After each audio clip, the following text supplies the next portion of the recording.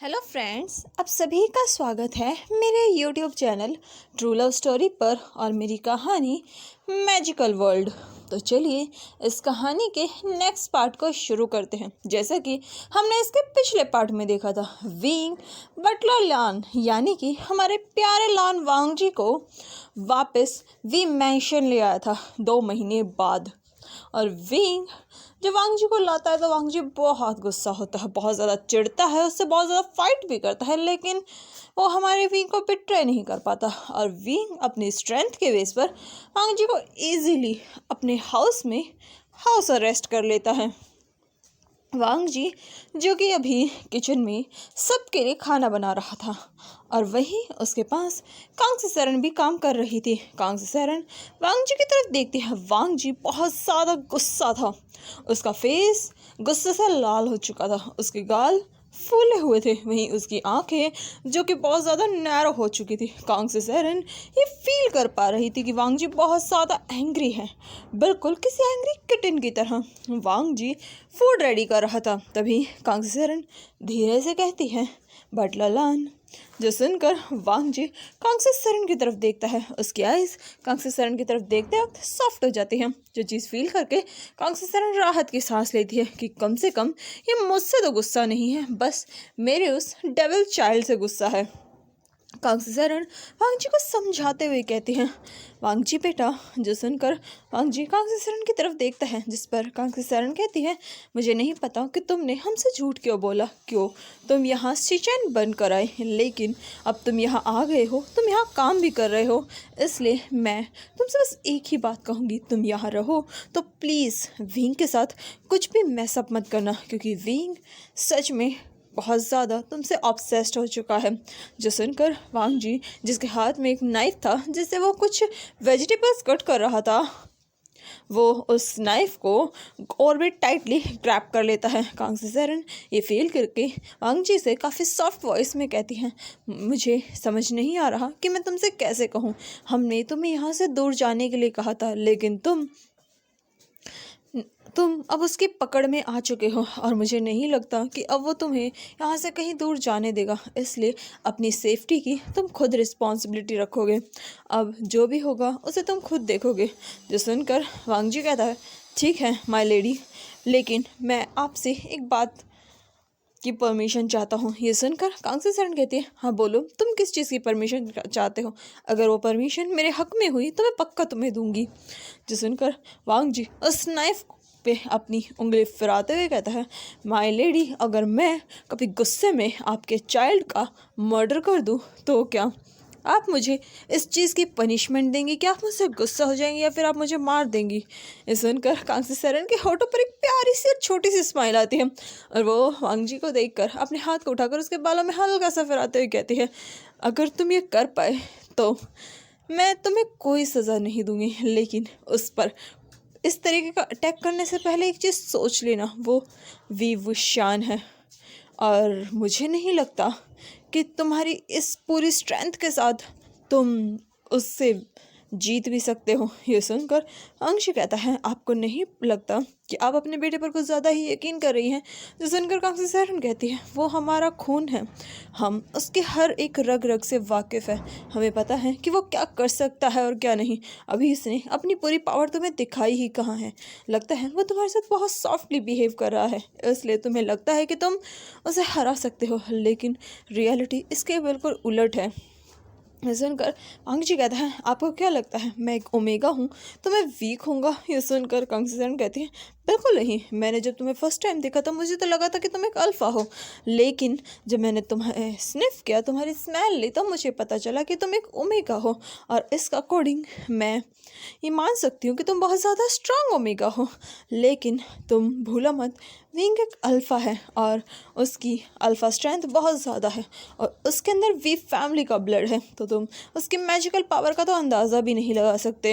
ये सुनकर वांगजी कहता है, फिर आप ही मेरे बारे में में ज़्यादा कुछ नहीं जानती, क्योंकि मैं उस लैंड फैमिली से बिलोंग नहीं करता जिसे आप जानती हैं। मैं लान कुरैन की फैमिली से बिलोंग नहीं करता, इसलिए मेरी मैजिकल पावर और मेरी ब्लड लाइन के बारे में आप भी कुछ नहीं जानती। ये सुनकर कांग से सन कहते हैं, हाँ बिल्कुल, हम तुम्हारे बारे में ज़्यादा कुछ नहीं जानते, लेकिन फिर भी मैं तुमसे एक ही बात कहूँगी कि तुम विंग को मारने की कोशिश ना ही करो तो ज़्यादा बेटर है। ये सुनकर वांग जी कोई जवाब नहीं देता और फिर से अपने काम को करने लगते हैं। तभी कांग से सरन किसी काम की वजह से किचन से बाहर चली जाती हैं। वांग जी जो कि गुस्से से उन वेजिटेबल्स को ब्रूटली कट कर रहा था, तभी पीछे से उसके कानों में किसी की वॉइस आती है जो कि काफ़ी डीप और अट्रैक्टिव थी। पीछे से कोई कहता है, बेबी, इस वेजिटेबल ने तुम्हारा क्या बिगाड़ा है? आखिर तुम क्यों इस पर अपना इतना गुस्सा निकाल रहे हो? अगर तुम्हें गुस्सा निकालना ही है तो तुम मुझ पर निकाल सकते हो। आई प्रॉमिस, मैं तुमसे नाराज़ नहीं होऊंगा। और यह सुनते ही वांग जी का हाथ रुक जाता है। वो पलट कर देखता है जहाँ पीछे विंग खड़ा था, जो कि वहाँ साइड में एक दीवार के सहारे अपने हाथों को फोल्ड करके अपनी पीठ को वहाँ टिका कर बड़े ही स्टाइल से खड़ा था। विंग ने अभी बिजनेस के कपड़े पहने हुए थे, उसने बिजनेस सूट पहना हुआ था और उसके अंदर से एक अलग ही वाइब आ रही थी। वांग जी विंग को देखता है, उसका हाथ जो कि नाइफ पर था और भी ज़्यादा टाइट हो जाता है। वहीं ये चीज़ फील करके विंग के चेहरे पर फिर से एक प्यारी सी स्माइल आती है। ये देखकर वांग जी उस नाइफ को विंग की तरफ कर कर कहता है, तुम यहाँ से बाहर जाओ। जो सुनकर विंग उस नाइफ की नोक को पकड़कर कहता है, बेबी, क्या तुम इससे मेरी जान लेना चाहते हो? जो सुनकर वांग जी कहता है, खुशी से, मैं तुम्हें खुशी से मारना चाहता हूँ। और ये सुनकर विंग हल्का सा हंसता है और सीधा वांग जी के करीब चला जाता है। वांग जी तो विंग की स्पीड को देख कर ही चौंक चुका था, क्योंकि विंग पलक झपकने से भी पहले वांग जी के करीब था। वांग जी जैसे ही अपनी पलक झपकता है, विंग बिल्कुल उसके करीब खड़ा था और विंग का हाथ वांग जी के वेस्ट में था और वो उसे टाइटली अपनी तरफ होल्ड कर रहा था। ये फील करके वांग जी शॉक था। उसका नाइफ जो कि साइड में रखा हो था और वो वेजिटेबल जिसे वांग जी कट कर रहा था, उसने उसे थोड़ा ही कट किया था, विंग ने उसे पूरा कट भी कर दिया था और अभी वांग जी स्लिप पर पूरी तरीके से पुश हो चुका था। वहीं विंग उसके फेस को देख रहा था, उसके उस जॉ लाइन पर अपने फिंगर्स को फिराते हुए कहता है, तो मेरा बेबी मुझसे गुस्सा है। आखिर किस चीज़ का गुस्सा निकाल रहे हो तुम? हाँ, मैं तुम्हें यहाँ लेकर आया इस चीज़ का। जिस पर वांग जी गुस्से से कहता है, डोंट टच मी विवुशान। ये सुनते ही विंग के होठों पर फिर से वही हंसी आ जाती है। विंग कहता है, इस टच की तो तुम्हें आदत डालनी पड़ेगी बेबी, क्योंकि ये टच अब तुम्हें पूरी लाइफ फील करना पड़ेगा। तुम पूरी लाइफ अब मेरे पास रहोगे, मेरे इन आर्म्स में, मैं तुम्हें अपने पास रखूँगा, इन आर्म्स में रहोगे। इसलिए आदत डाल लो, क्योंकि अब तुम इस पर्सन से दूर नहीं जा सकते। ये बाहें हमेशा तुम्हारे लिए तड़पती रहेंगी। और ये सुनकर अंग जी अपने उन आँखों में गुस्सा लेकर विंग को घूरे जा रहा था। उसे विंग की हर एक बात पर बहुत ज़्यादा गुस्सा आ रहा था। उसका मन कर रहा था कि उसे बस मौका मिले और वो इस पर्सन की जान ले लेगा। वहीं ये चीज़ विंग बहुत अच्छे से फील कर पा रहा था, लेकिन जब वो वांग जी के उस गुस्से को देखता है, उसे उस गुस्से पर भी बहुत ज़्यादा प्यार आ रहा था।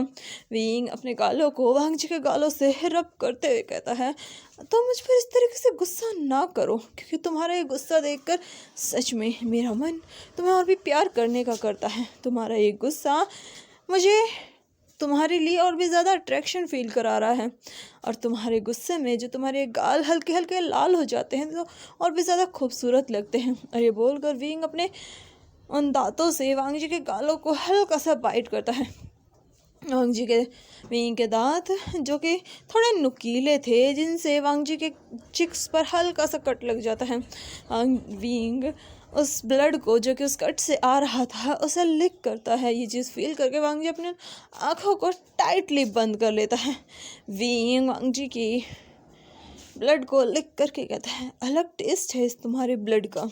ये सुनते ही वांग जी एक झटके से अपनी उन आँखों को खोलता है और विंग को बहुत ज़ोर से खुद से पुश करता है। विंग जो कि वांग जी को धीरे से छोड़ देता है और उससे एक कदम पीछे हट जाता है। वांग जी ने अपनी इतनी ताकत लगाई थी, लेकिन वो सिर्फ विंग को एक कदम ही पीछे कर पा रहा है। वहीं विंग वांग जी से एक कदम पीछे होकर वांग जी की उन आंखों में देखता है और फिर उसकी नज़र उस गाल पर जाती है जहाँ अभी विंग ने बाइट किया था, और विंग उस बाइट वाले निशान को देखता है जो कि अपने आप हील हो चुका था। ये देखकर वांग जी विंग कहता है, ओह तो तुम सेल्फ हील एबिलिटी का भी इस्तेमाल कर सकते हो। ये सुनकर वांग जी वह जवाब नहीं देता, वो बस विंग को देखे जा रहा था। वहीं ये फील करके विंग कहता है, मुझे इस तरीके से मत देखो, तुम्हारी इन आँखों को देखकर मेरा प्यार और भी ज़्यादा बढ़ने लगा है। ये सुनकर वांग जी गुस्से से दांत पीसते हुए कहता है, बाहर निकलो, अगर अब तुम मेरे सामने आए ना। और ये बोलते ही वांग जी अपने हाथों में अपनी मैजिकल पावर्स को इकट्ठा कर लेता है। ये चीज़ देखकर विंग स्माइल करता है और फिर विंग वहाँ से पलटते हुए कहता है, ठीक है मैं जा रहा हूँ, लेकिन मेरे लिए स्ट्रॉबेरी केक बनाना मत भूलना, क्योंकि तुम्हारे जाने के बाद मैंने स्ट्रॉबेरी केक ही नहीं खाया और अब मैं तुम्हारे हाथ का स्ट्रॉबेरी केक खाना चाहता हूँ, तो मेरे लिए स्ट्रॉबेरी केक बनाओ। ये सुनकर वांग जी कहता है, मैं उसमें जहर डालकर तुम्हें दूंगा। ये सुनकर विंग हल्का सा हंस कर कहता है, अगर तुम ये कर सकते हो तो तुम दे सकते हो मुझे, मैं तुम्हारे हाथों से जहर भी खा लूँगा। और ये सुनकर वांग जी गुस्से से विंग को देखता है और उस पर अपने उस अटैक को कर देता है। विंग जिसकी पीठ पर वांग जी ने अटैक किया था, विंग को वो अटैक नहीं लगता, क्योंकि वो अटैक अपने आप ही प्योरीफाई हो चुका था। और ये इसलिए क्योंकि विंग के पास अभी उसकी चेंचिंग थी। चेंचिंग किसी भी अटैक को इजीली प्योरीफाई कर सकती थी। वहीं विंग जी जैसे ही ये देखता है, तभी विंग अपने उन हाथों में उस चेंचिंग को घुमाने लगता है। ये देखकर विंग वांग जी को बहुत ज़्यादा गुस्सा आता है विंग पर, लेकिन विंग वहाँ से सीधा बाहर आ जाता है। विंग जाकर अपनी चेयर पर बैठ जाता है। वहाँ पर विचांग से और कांग से सैरन भी आ जाती हैं। कांग से सैरन विंग को देखती है जिसके फेस पर अब कोई एक्सप्रेशन नहीं था। वांग जी के साथ ही उसके फेस पर एक्सप्रेशन आते थे, उसके होठों पर हंसी आती थी, उसकी सारी खुशियाँ वापस आती थी। विंग अभी अभी एक्सप्रेशन लेस होकर वहाँ पर बैठा हुआ था। थोड़ी ही देर में वांग जी सबका फूड वहाँ लेकर आता है। उसने विंग के लिए उसका स्ट्रॉबेरी केक भी बना दिया था, क्योंकि हो ना हो वांग जी यहाँ पर एज अ बटलर वर्क कर रहा है और उसे अपने मास्टर के ऑर्डर तो फॉलो करने ही पड़ेंगे, जो उसे करने चाहिए, वरना वो विंग के और कोई बकवास ऑर्डर फॉलो नहीं करने वाला। वांग जी ने ये बात खुद में ठान ली थी। वहीं विंग जैसे ही अपने स्ट्रॉबेरी केक को देखता है और कांग से सैरन जैसे ही स्ट्रॉबेरी केक को देखती है, एक पल के लिए वो थोड़ा डर जाती है, क्योंकि जब वांग जी के जाने के बाद कांग से सैरन ने विंग के लिए स्ट्रॉबेरी केक बनाया था, विंग ने उस वक्त पूरे घर में तबाही मचा दी थी, क्योंकि विंग को स्ट्रॉबेरी केक नहीं खाना था। ये देखकर कांग से सैरन थोड़ा डर जाते हैं, लेकिन जब वो विंग की तरफ देखती है तो उन्हें विंग के होठों पर एक प्यारी सी स्माइल दिखती है, जो कि बहुत छोटी सी थी, बिल्कुल छोटी सी, और वो स्माइल सिर्फ कुछ सेकंड के लिए आती है और फिर इनविजिबल हो जाती है। ये देखकर कांग से सैरन राहत की सांस लेती है। वो समझ चुकी थी कि ज़रूर ये स्ट्रॉबेरी केक बनाने का ऑर्डर विंग का ही होगा। विंग एक स्पून उठाता है और स्ट्रॉबेरी केक को थोड़ा सा टच करता है, थोड़ा सा टेस्ट करता है। उसके टेस्ट बड्स पर जैसे ही वो पुराना वही टेस्ट जाता है जो कि विंग ने बहुत ज़्यादा मिस किया था। इस पर्सन के हर एक चीज़ को उसने बहुत ज़्यादा मिस किया था। विंग की लाइफ इस पर्सन के जाने के बाद बिल्कुल खाली हो चुकी थी। उस लाइफ में फिर से वही रंग आ चुके थे।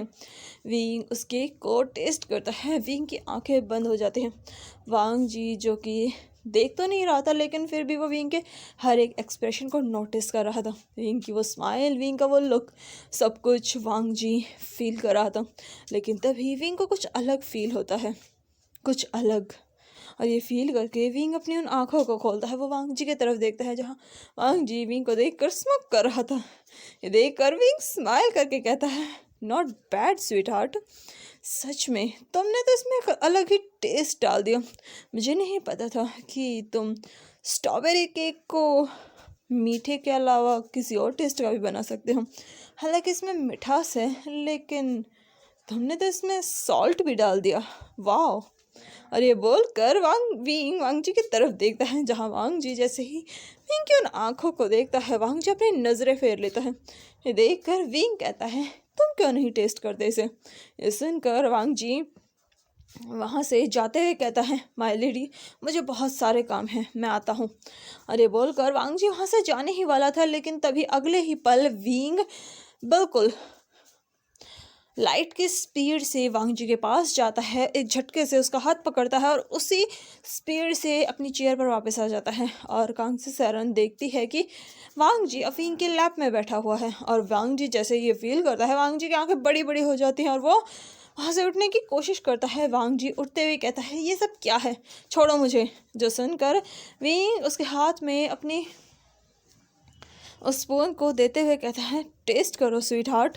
और ये सुनते ही वांग जी गुस्से से कहता है, मैंने कहा हटाओ, हटो यहाँ से, छोड़ो मुझे। और ये क्या बदतमीजी है, मैंने कितनी बार कहा है मुझे इस तरीके से टच मत किया करो। ये सुनकर विंग उसके वेस्ट में अपने हाथों को रैप करते हुए कहता है, और मैंने भी तुमसे कितनी बार कहा है स्वीट हार्ट, इस टच की आदत डाल लो, क्योंकि ये टच अब तुम पूरी लाइफ फील करने वाले हो। इसलिए अब मेरी आदत डाल लो, क्योंकि मैं तुम्हें किसी कीमत पर नहीं छोड़ने वाला। और ये सुनते ही वांग जी गुस्से से कहता है, यू विवुशान। इस पर विंग उसके ईयर्स पर हल्का सा बाइट करके कहता है, विवुशान नहीं, विंग, कॉल मी विंग। सिर्फ तुम्हारे माउथ से मुझे विंग सुनना अच्छा लगता है। और ये सुनते ही वांग जी विंग की तरफ देखता है, जहाँ विंग के चेहरे पर एक किलिंग स्माइल थी। वो वांग जी की तरफ देख रहा था। ये फील करके वांग जी गुस्से से विंग के फेस की तरफ देखता है। वो विंग को मारना चाहता था। वांग जी उसे मारने की कोशिश करने के लिए अपनी पावर्स इकट्ठा करता है, लेकिन तभी विंग उसके उन हाथों को पकड़कर कहता है, sweet heart, don't try this. अगर तुमने मुझे हर्ट किया ना, तो सोच लेना कि मेरे साथ साथ तुम भी हर्ट हो जाओगे, और मैं तुम्हें हर्ट होता हुआ नहीं देख सकता। ये सुनकर वांग जी गुस्से से कहता है, मेरा हाथ छोड़ो विवुशान। और ये सुनते ही विंग कहता है, छोड़ दूंगा, लेकिन पहले इस केक को टेस्ट तो करो। जिस पर वांग जी विंग की तरफ और भी गुस्से से देखने लगता है, लेकिन तभी विंग एक स्पून लेता है और उस केक का एक छोटा सा पीस वांग जी के माउथ में डालने के लिए उसके माउथ के पास करता है। वांग जी अपने फेस को दूसरी तरफ टर्न कर लेता है। विंग उसके फेस को पकड़ता है, उसके लिप्स को ज़बरदस्ती फोर्सफुली ओपन करता है और उसके माउथ में उस केक को डाल देता है। और वांग जी जैसे ही उस केक को अपने माउथ में लेता है, उसके टेस्ट बड्स से वो टेस्ट होता है। वांग जी का फेस देखने लायक था। वांग जी के चेहरे के रंग उड़ चुके थे, और ये फील करके विंग के चेहरे पर स्माइल आ जाती है, जो कि अब बहुत बड़ी थी। और ये चीज़ देखकर कांग से सरमा वेचांग से कोई यकीन नहीं हो रहा था कि ये उनका वही बेटा है जिसकी स्माइल, जिसकी हंसी खुशी सब गायब हो गई थी। क्या विंग कभी स्माइल भी करता था? ये चीज़ कांग से सरण भूल ही चुकी थी कि क्या विंग ने कभी मुस्कुराना भी सीखा था। और वो अब उस विंग की उस मुस्कान को देख रही थी। विंग स्माइल करते हुए कहता है, कैसा लगा स्वीट हार्ट? मुझे सॉल्ट का केक खिला रहे थे, अब तुम टेस्ट करके बताओ कैसा है इसका टेस्ट। जो सुनकर वांग जी अपने माउथ पर हाथ रखकर विंग की तरफ देखता है, और वो चिल्लाते हुए कहता, देख कर विंग कहता है, क्या हुआ, पसंद नहीं आया, बाहर निकालना चाहते हो?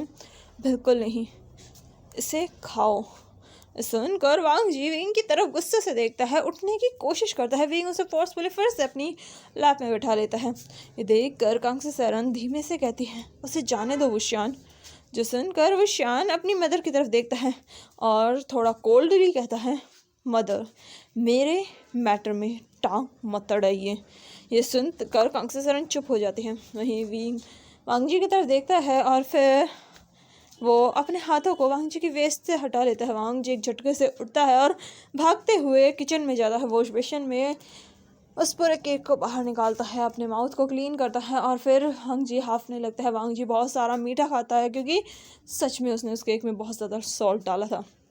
वो बाहर आता हुआ देखता है कि विंग उसी केक को खा रहा है। ये देख कर वांग जी विंग के पास जाता है, उस केक को उठाते हुए कहता है, तुम्हें ये केक नहीं खाना चाहिए। ये सुनकर विंग कहता है, क्यों? तुमने इतने प्यार से बनाया है स्वीट हार्ट, तो मैं क्यों ना इसे टेस्ट करूं? यह सुनकर वांग जी अपनी आंखें बंद कर कर कहता है, मैंने कहा ना कि तुम इस केक को नहीं खा सकते। सुनकर विंग अपनी चिन पर हाथ रख कर कहता है, और मैं क्यों नहीं खा सकता? इसलिए कि तुमने इसमें बहुत ज़्यादा सॉल्ट डाला है, या फिर इसलिए कि तुमने इसे इतने प्यार से बनाया है कि तुम नहीं चाहते कि मैं तुम्हारा इतना प्यार फील करूं। ये सुनकर वांग जी अपनी आंखें बंद करके कहता है, ये केक खाने लायक नहीं है। सुनकर विंग उस केक की फिर से एक बाइट लेते हुए कहता है, लेकिन ये केक मेरे स्वीट हार्ट ने बनाया है, तो ये क्यों नहीं खाने लायक है? अगर इसमें जहर भी होता तब भी मैं खा लेता। इसमें तो सिर्फ इसमें सॉल्ट मिला हुआ है। इससे मुझे कोई दिक्कत नहीं है, क्योंकि ये चीज़ तुमने बनाई है और तुम्हारी बनाई हर चीज़ मेरे लिए बहुत टेस्टी है। और ये सुनकर वांग जी विंग की तरफ देख कर कहता है, तुम एक नंबर के बेवकूफ़ हो। और ये सुनकर विंग कहता है, वो तो मैं हूँ, लेकिन सिर्फ तुम्हारे प्यार में। और ये सुनकर वांग जी गुस्से से कहता है, मैं क्या करूँ तुम्हारा? इस पर विंग कहता है, प्यार करो मुझसे, सच में मैं सुधर जाऊंगा। जो सुनकर वांग जी गुस्से से अपने पैर को पटकता है, उस केक को उठाता है और सीधा उसे डस्टबिन में फेंक देता है। ये देख कर विंग थोड़ा उदास होकर कहता है, ये तुमने क्या किया स्वीट हार्ट? इतना टेस्टी केक तुमने वेस्ट कर दिया। अब बताओ मैं क्या खाऊंगा? ये सुनकर वांग जी गुस्से से कहता है, कुछ बाहर से खा लेना। जिस पर विंग कहता है, मैं बाहर का नहीं खाता स्वीट हार्ट, तुम्हें याद है ना कि मुझे बाहर का खाना पसंद नहीं है। मैं सिर्फ वही खाता हूँ जो घर पर बनता है। जो सुनकर वांग जी गहरी सांस लेकर कहता है, 10 मिनट वेट करो मेरा। जो सुनकर विंग कहता है, ओके स्वीट हार्ट। जो सुनकर वांग जी वहाँ से जाने लगता है, तभी विंग पीछे से कहता है, और हाँ एक बात याद रखना, इस बार अगर तुम सॉल्ट डालो तो थोड़ा कम डालना, क्योंकि इसमें कुछ ज़्यादा ही था। वैसे अच्छा बना था केक, पर फिर भी थोड़ा हिदायत देना तो बनता है ना। अब अपने स्वीट हार्ट की हालत इतनी ख़राब कर दोगे तो तुम्हारा क्या होगा? और अगर मेरा मूड ख़राब होगा तो मैं वो सारा गुस्सा पेट पर निकालूंगा तुम पर। ये सुनकर कांगसी सरान और वे चांगसे का मुंह खुला का खुला रह जाता है। वहीं वांग जी जो कि जा रहा था, उसके कदम भी रुक जाते हैं, उसकी आंखें बड़ी बड़ी हो जाती है और वो विंग की तरफ देखता है, जिस पर विंग उसकी तरफ स्मोक करके कहता है, क्या हुआ स्वीट हार्ट, ऐसे क्या देख रहे हो? मैंने सही तो कहा, अगर मेरा मूड ख़राब होगा तो उसका इफ़ेक्ट तुम पर होगा। मेरा मूड ख़राब होगा, मेरा पूरा दिन ख़राब जाएगा, और फिर दिन ख़राब जाएगा तो फिर मैं रात को तुम्हारे पास आऊँगा, और जितना भी मेरा मूड ख़राब हुआ है वो सब मैं तुम पर निकालूंगा, और बेड में तुम्हारी हालत बहुत ख़राब हो जाएगी। और ये सुनकर वांग जी वहाँ से एक वास उठाता है, सीधा विंग की तरफ फेंक कर कहता है, यू शेमलेस बास्टर्ड, अपनी इस गंदी ज़बान को बंद करो, क्या बकवास कर रहे हो तुम? जो सुनकर विंग उस वास की तरफ देखता, जो कि उसकी तरफ आ रहा था, विंग बस उस वास की तरफ एक नज़र देखता है, वो आवाज़ अपने आप ही हवा में रुक जाता है और दूसरी तरफ जाकर आराम से रख दिया जाता है। ये देखकर वांग जी गुस्से से कहता है, अगर तुमने दोबारा अपनी ज़बान को खोला ना, आई प्रॉमिस मैं इसे कट कर दूंगा। जिस पर विंग कहता है, ठीक है तुम इस ज़बान को कट कर सकते हो, लेकिन फिर तुम सेटिस्फाई कैसे होगे? क्योंकि ये ज़बान तुम्हें बहुत अच्छे से सेटिस्फाई कर सकती है। और ये फील करते ही और ये सुनते ही विचांग से और कांग से सरन के तो कान ही लाल हो जाते हैं। आखिर उनका बेटा इतना बेशरम कब से हो गया? वहीं ये सब देख कर वांग जी अपने पैर को पटकता है और वहाँ से अंदर चला जाता है, क्योंकि वो अब इस शेमलेस पर्सन की शेमलेस बातें और नहीं सुन सकता। वांग जी किचन में जाता है और 10 मिनट बाद वापस आता है। उसके हाथ में कुछ स्वीट्स थी, कुछ चीज़ें थी जो कि उसने विंग के लिए बनाई थी। वो उन चीज़ों को डाइनिंग टेबल पर रखता है। विंग उन्हें देख कर कहता है, ओह तो तुमने भी ये बनाया है। जिस पर वांग जी कुछ जवाब नहीं देता, अपनी नज़रों को फेर लेता है, क्योंकि वो अब इस इंसान से बात ही नहीं करने वाला, क्योंकि ये इंसान बात करने लायक ही नहीं है। अपना मुंह खोलता है, कुछ ना कुछ गलत ही बोलता है। ये चीज़ वांग जी की थिंकिंग थी। वांग जी वहाँ पर अपने उन हाथों को अपनी चेस्ट के पास फोल्ड करके खड़ा था और उसकी नज़रें जो कि कंटिन्यूसली सिर्फ एक ही तरफ देख रही थी, और वो था एक सर्वेंट जो कि काम कर रहा था। वांग जी तो बस ऐसे ही कहीं और देख रहा था, लेकिन विंग को लग रहा था कि वो उस सर्वेंट को देख रहा है। और ये चीज़ फील करके विंग की मुट्ठियाँ क्लेंच हो जाती हैं। वो अपने हाथों को बहुत टाइटली बंद कर लेता है। विंग गुस्से से उस सर्वेंट की तरफ देखता है। उस सर्वेंट को फील होता है किसी की डेंजरस आइज़ जो कि उसे बहुत ही ब्रूटली देख रही है, उसे डेथ ग्लेयर दे रही है। और ये फील करते ही वो सर्वेंट थर थर काँपने लगता है, क्योंकि वो इन आँखों के प्रेशर को फील कर पा रहा था। वो सर्वेंट डरते हुए टर्न होता है, जहाँ उसकी नज़र 2 लोगों की नज़र से टकराती है। एक की आइज़ नॉर्मल थी, शायद वो नॉर्मली कहीं देख रहा था, लेकिन दूसरा उसे डेथ ग्लेयर दे रहा था, जिसे कह रहा हो, आज तुझे इस दुनिया में कोई नहीं बचा सकता। नहीं, ये फील करके वो सर्वेंट वहाँ से जाते हैं, कहता है, I am sorry young master, और ये बोलकर वो वहाँ से चला जाता है, क्योंकि वो अब विंग की नज़रों के सामने नहीं आने वाला। वही विंग देखता है कि वो सर्वेंट वहाँ से चला गया। वो वांग जी की तरफ देखता है, वांग जी अभी भी कंटिन्यूसली वही देख रहा है।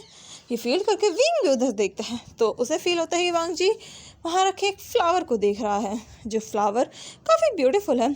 वो एक ब्लैक कलर का रोज़ है। और ये देखकर विंग अपने उस खाने को वहीं छोड़ता है और सीधा उस वास के पास जाता है। वो उस फ्लावर को देखता है जो कि ब्लैक कलर का था। विंग उसे उठाता है, उस पर थोड़ा सा मैजिक करता है, और विंग अपने मैजिक के बाद उस फ्लावर को लेकर विंग वांग जी के पास आता है। वांग जी जो कि अभी भी उस फ्लावर को ही देख रहा था, वांग जी फिर विंग की तरफ देखता है और फिर अपनी नज़रें हटा लेता है, क्योंकि वो इस शेमलेस बास्टर्ड को जानता है। वहीं विंग जब ये फील करता है, विंग उस फ्लावर को वांग जी को देता है। वांग जी शॉक हो जाता है, क्योंकि विंग ने उस फ्लावर से वांग जी के लिए एक रिंग बना दी थी, जिसमें वो फ्लावर अटैच था। विंग उस रिंग को वांग जी की फिंगर में डालते हुए कहता है, ये तुम पर बहुत ब्यूटीफुल लग रहा है स्वीट हार्ट, वैसे तुम्हारी चॉइस काफ़ी अच्छी है। ये सुनकर वांग जी को जवाब नहीं देता। तभी विंग उसको उन वाइट हेयर्स में अपनी फिंगर्स को डाल कर कहता है, और तुम्हारी चॉइस में मैं भी आता हूँ, इसलिए मैं कह सकता हूँ कि तुम्हारी चॉइस सच में बहुत अच्छी है। और ये सुनकर वांग जी अपने फेस को टर्न कर लेता है। ये देखकर विंग उसके उन हेयर्स को हल्का सा स्निफ करता है और फिर जाकर अपनी चेयर पर बैठ जाता है। विंग उस फूड को खाने लगता है। खाते खाते विंग वांग जी को देख रहा था कंटिन्यूसली, और वांग जी उन आंखों को फील करके काफ़ी ज़्यादा अनकंफर्टेबल फील कर रहा था। वांग जी वहाँ से जाना चाहता था, लेकिन उसके कदम उसका साथ ही नहीं दे रहे थे। आखिर देते भी कैसे, क्योंकि विंग ने उसके उन पैरों पर, उस फ्लोर पर एक मैजिक किया था, जिस वजह से वांग जी चाहकर भी विंग से दूर नहीं जा सकता था। और ये फील करके वांग जी विंग की तरफ देखता है, जिसके होठों पर फिर से वही स्माइल थी, जैसे कह रहा हो, हिम्मत है तो मुझसे दूर जाकर तो दिखाओ स्वीट हार्ट।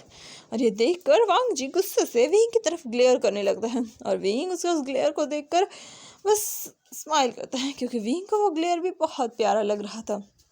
वांग जी फिर वहीं खड़ा रहता है। वो नीचे फ्लोर को घूरने लगता है। वांग जी जो कि फ्लोर को घूर रहा था, अचानक उसकी वो ब्लू आइज शाइन करती हैं, और जैसे ही उसकी आंखें शाइन करती हैं, वो मैजिक जो कि विंग ने लगाया था वो टूट जाता है। और ये फील करके विंग वांग जी की तरफ देखता है। वांग जी अपने उन कदमों को बढ़ाते हुए वहाँ से गार्डन एरिया की तरफ चला जाता है। ये फील करके विंग गहरी सांस लेता है, क्योंकि वो भी जानता है कि उसका ये क्यूट और स्वीट बटलर ओमेगा वीक तो बिल्कुल नहीं है, क्योंकि ये विंग को काटे की टक्कर देता है। विंग से बराबर की फाइट कर सकता है वांग जी, और ये चीज़ विंग उसकी फर्स्ट फाइट में ही समझ चुका था, और वो ये भी समझ चुका था कि वांग जी ने अपनी ओरिजिनल पावर का कभी इस्तेमाल किया ही नहीं। इनको नहीं पता था कि वांग जी की पावर क्या है, लेकिन वो ये जानता था कि वांग जी का ओरिजिन कुछ और ही है।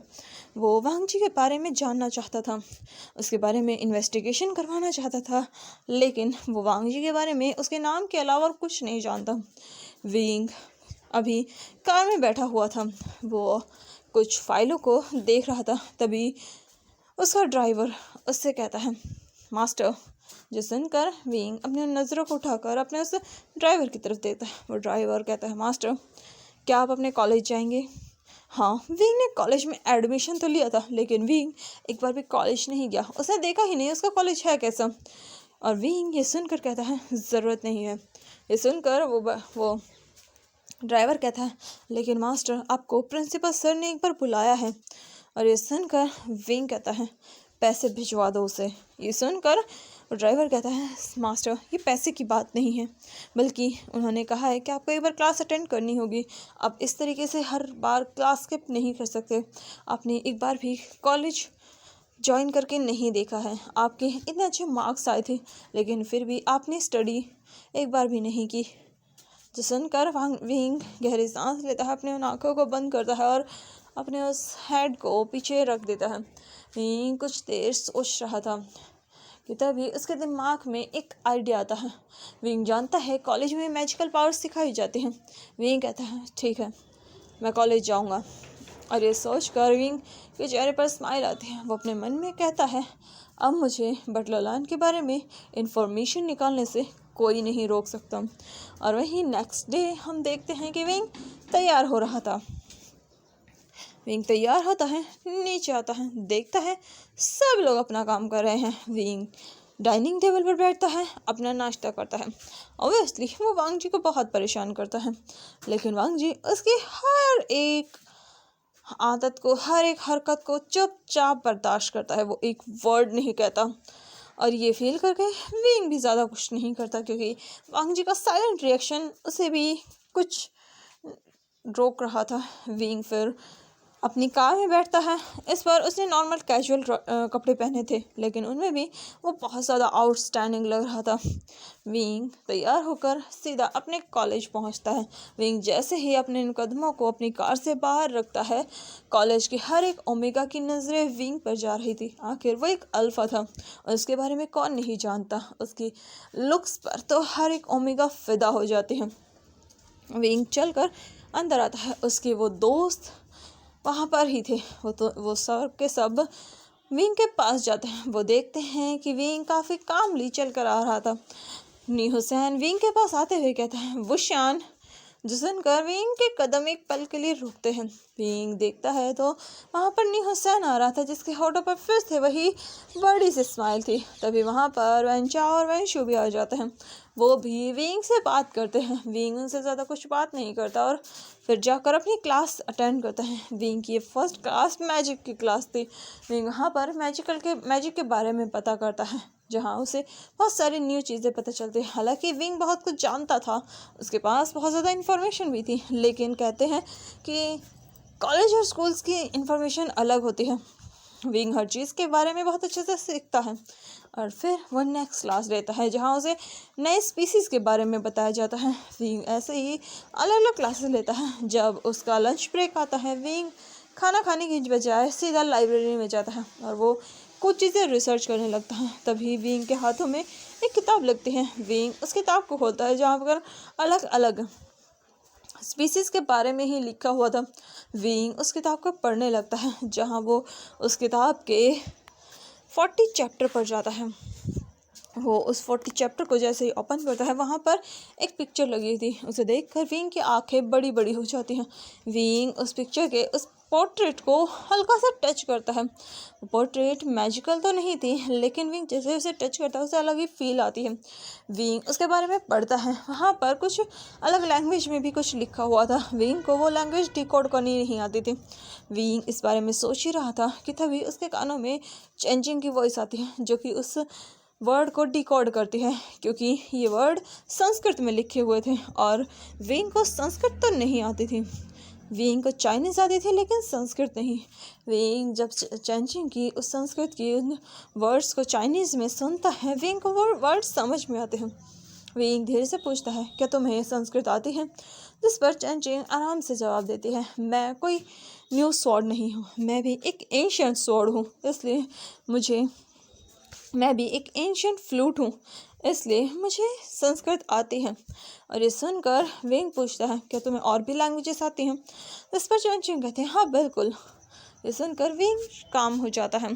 फिर वो और भी ज़्यादा उस चीज़ के बारे में इंफॉर्मेशन इकट्ठा करता है। विंग को कुछ क्लू मिले थे और विंग उन क्लू के बेसिस पर ही कुछ चीज़ें रिसर्च कर रहा था। फिर विंग अपने घर आता है। वो देखता है कि घर पर मैडम लैन अपने काम में लगी हुई है। वांग जी घर पर नहीं है। जब विंग को ये पता चलता है, विंग थोड़ा क्यूरियस हो जाता है, आखिर वांग जी कहाँ गया होगा। विंग उसके रूम में जाता है, देखता है बेचैन वहीं रखी है। विंग समझ जाता है कि वांग जी बाहर तो नहीं गया। उसे छोड़कर नहीं गया। और ये फील करके विंग वापस अपने रूम में आराम से बैठ जाता है। वो उस बुक को बोरो करके लेके आया था। विंग उस बुक को पढ़ने लगता है, जो कि उसने लाइब्रेरी में पढ़ी थी, और उसने उसी से रिलेटेड बहुत सारी बुक्स भी इकट्ठा करवा ली थी। विंग उन सभी बुक्स को रीड कर रहा था और उनमें शामिल इन्फॉर्मेशन को बहुत ही डीपली समझने की कोशिश कर रहा था। और विंग उनको पढ़ते पढ़ते कब सो जाता है, विंग को पता ही नहीं चलता।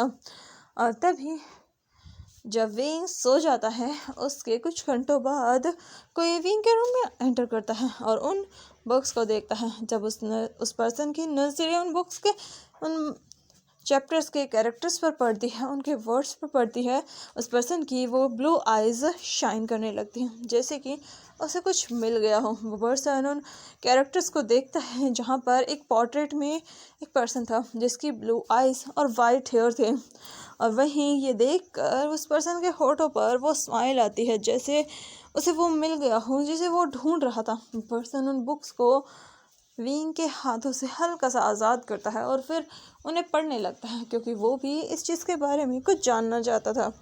तो चलिए मिलते हैं इसके नेक्स्ट पार्ट में। तब तक के लिए मेरे चैनल को लाइक कीजिए, शेयर कीजिए एंड सब्सक्राइब कीजिए। Thank you, bye bye and take care. और कमेंट करना ना भूलें। Thank you, bye bye.